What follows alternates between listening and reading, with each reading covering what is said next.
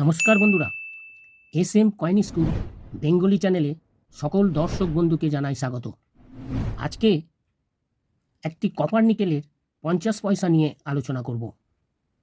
আপনারা কি জানেন এই 50 পয়সাটি কত টাকা আপনাদের দিতে পার? নানান জনে নানান দাম বলছে। আমি এই মুদ্রাটির সঠিক দাম আপনাদের জানাবো। সেই জন্য এই চ্যানেলটি আপনারা সাবস্ক্রাইব করে দেখতে থাকুন। 1973 সালে গ্রো মোর ফুড বা অধিক খাদ্য উৎপন্ন করা 50 পয়সার মুদ্রাটি ভারতের একটি বিখ্যাত স্মারক মুদ্রা। এই মুদ্রাটি FAO বা খাদ্য ও কৃষি সংস্থা সিরিজের অন্তর্গত। এই কয়েনটি একদিন ছোটোখাটো জিনিসপত্র এবং বাচ্চাদের হাত খরচা হিসাবে এই কয়েনটি তাদের প্রয়োজন মেটাতো। এই কয়েনটি সাধারণ মানুষের দৈনন্দিন জীবনের অংশ ছিল। বর্তমানে এই কয়েনগুলো ব্যবহৃত না হওয়ায় কার্যত অচল হয়ে পড়েছে। ভারতের রিজার্ভ ব্যাংক অনুযায়ী 50 পয়সার কয়েন এখনও বৈধ মুদ্রা, তবে ব্যবহারের অভাবে এটি প্রচলন থেকে উঠে গেছে। নিত্যদিনের লেনদেনের অচল প্রায় হলেও পুরনো মুদ্রা সংগ্রাহকদের কাছে এগুলির চাহিদা ও দাম রয়েছে। এই মুদ্রাটির রেভার সাইডে রয়েছে একটি শক্তিশালী বার্তা।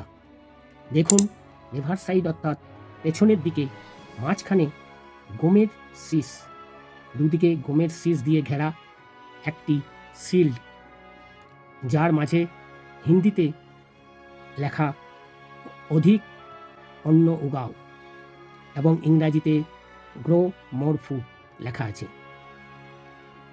বন্ধুরা, আর এই মুদ্রাটির সামনের দিকে দেখুন 4 মাথাযুক্ত অশোক স্তম্ভ, অশোক স্তম্ভের নিচে দেখুন ইংরাজিতে 50 পয়সা লেখা। চলুন দেখে নেওয়া যাক এই মুদ্রাটির দাম কত এবং কোন কোন মিন্ট থেকে এই কয়েনটি তৈরি হয়েছে। এই দেখুন বন্ধুরা, এই মুদ্রাটি গ্রো মোর ফুড FAO সিরিজের 1973।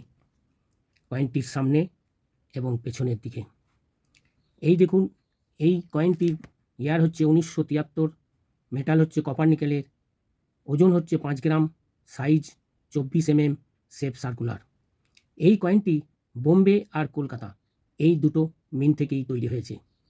বোম্বে মিন্টের কয়েনগুলি দেখুন ফাইন কন্ডিশনে 10 টাকা, ভেরি ফাইনে 20 টাকা, এক্সট্রা ফাইনে 50 টাকা এবং UNC কন্ডিশনে 100 টাকা।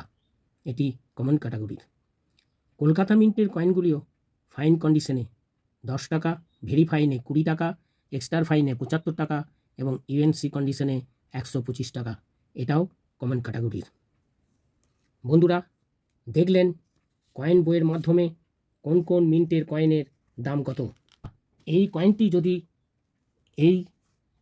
যদি থেকে থাকে, আপনাদের কাছে যদি থেকে থাকে, তাহলে এই কয়েনটি ভালো কন্ডিশনে আপনারা সংগ্রহ করে রাখুন, কারণ এই কয়েনটির দাম আস্তে আস্তে খুবই বাড়ছে এবং ভবিষ্যতে এটি রেয়ার ক্যাটাগরিতে চলে যাবে এবং দামও অনেক হবে।